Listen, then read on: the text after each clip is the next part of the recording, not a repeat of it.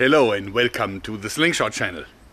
It is funny, every time I show something that shoots arrows, people say, can you also shoot steel balls with it? And vice versa.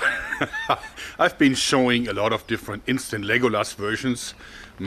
Specifically my new magazine pump action bows have been seen a lot of interest on the internet. And since I'm absolutely not in the position to ignore the wishes of my fans, I'm bringing the first repeating Slingshot pump gun.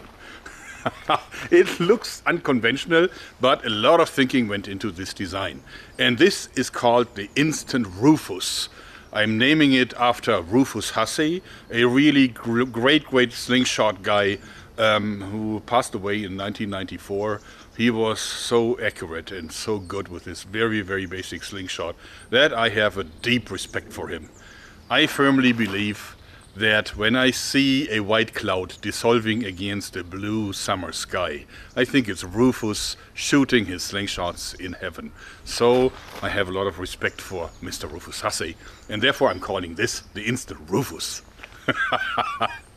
So, the Instant Rufus, let me show you its features. First thing that I can show you is the magazine. It is stoppered here. And the magazine can actually hold, like, I don't know, 12, 14 of these steel balls. These are 12 millimeter, almost half-inch steel balls that you can simply feed into the magazine tube here and then stopper it again. I guess I could have done a nicer job with the stopper, but it works. And then it has a slide.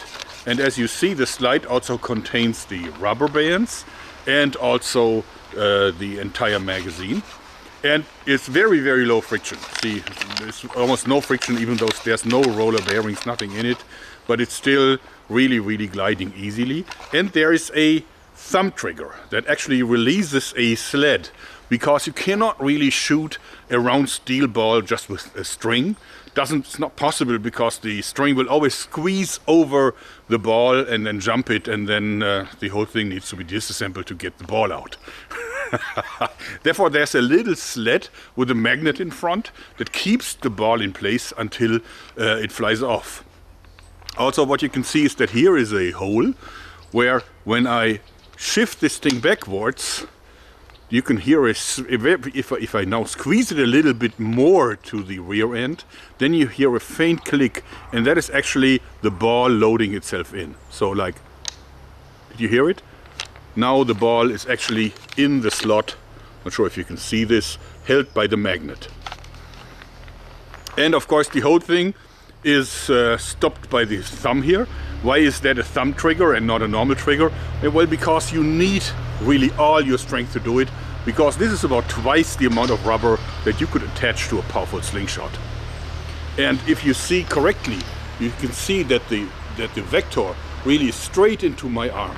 So when I shoot this thing, what you do is you pull it out, and then you can hold it here in the front, so that you can really only hold it with one hand. But now you can control it with two hands, and this allows for super accuracy. Bang! And of course it also has a barrel, which is legal because it doesn't store the muscle energy. There is no lock or something like in a crossbow. Therefore, even in Germany, this is not considered a gun. It falls into the blowgun category, because it's the same thing. Tubular barrel, but can't store the muscle energy. Therefore, it's exempt from gun laws. In any case, of course, now I can repeat the whole thing. I can even lift it like here, and see, now the trigger is engaged, but I still have to move it backwards a little bit, click, until the ball loads itself, and then I can repeat the firing action. Bang! So much fun. And you can of course do this rather quickly. Bang! Bang! Bang! Is it powerful? Well, I was a little bit limited because I'm running out of plywood, and therefore this is rather short. But of course I could make this longer, and actually this would definitely increase the power of it. But this is more like a fun, quick-firing little toy. It could be more slim. I could probably take some material away here, but it's actually handy to transport it. So you can just, just walk with it like this, and then at any time take it. The big advantage that I have with this thing over other pump action models that I built previously is that you don't really have to change the position of your hand to fire. So this means you can load it, you can draw it out, and then you see my hand is still fully engaged, and the thumb actually has no other purpose but just firing it. Bang!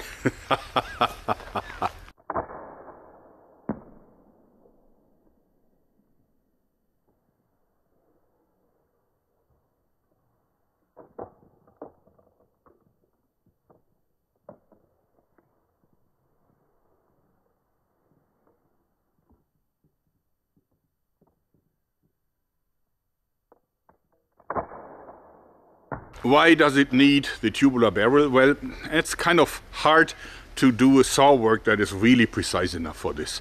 If I would really have machined this in aluminum or something, that wouldn't be a problem. But on a wooden kind of rail system, there is always some tolerance because you cannot really get it 100% straight. And therefore the thing comes out like bouncing against the walls of the rails, and then it's very erratic. So this short little barrel that I attached here extends like to this point into the system, is actually taking care of accuracy.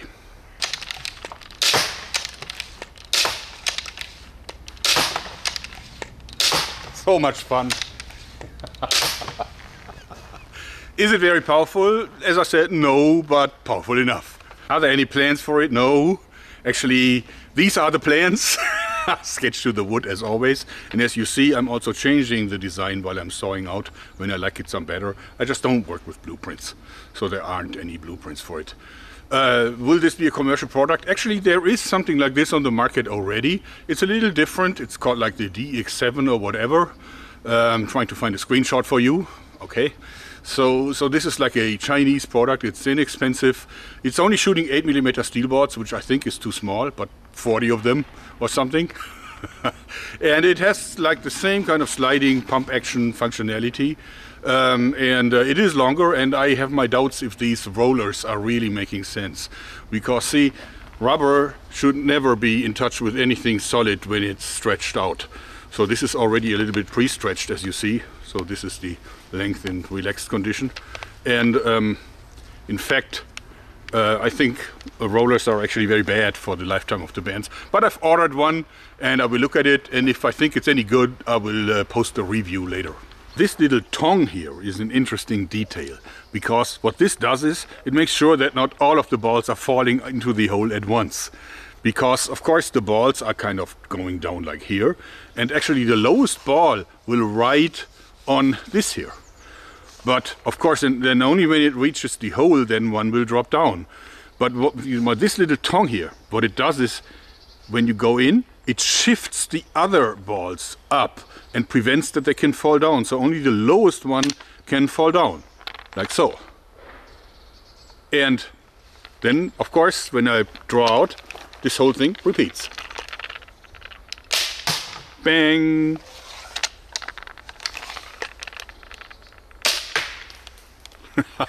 Can you hit over a longer distance? Sure, but of course it has no aiming device, so it's all instinctive aiming.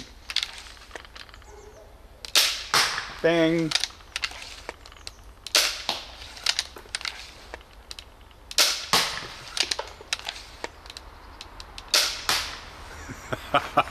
Remember the instant Robin Hood that I did for an English longbow?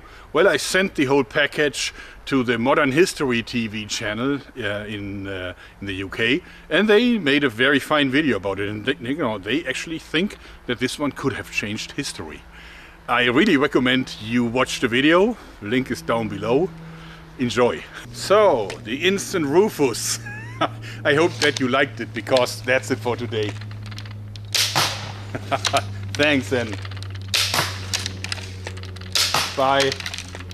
Bye. One more time, just for you, as always.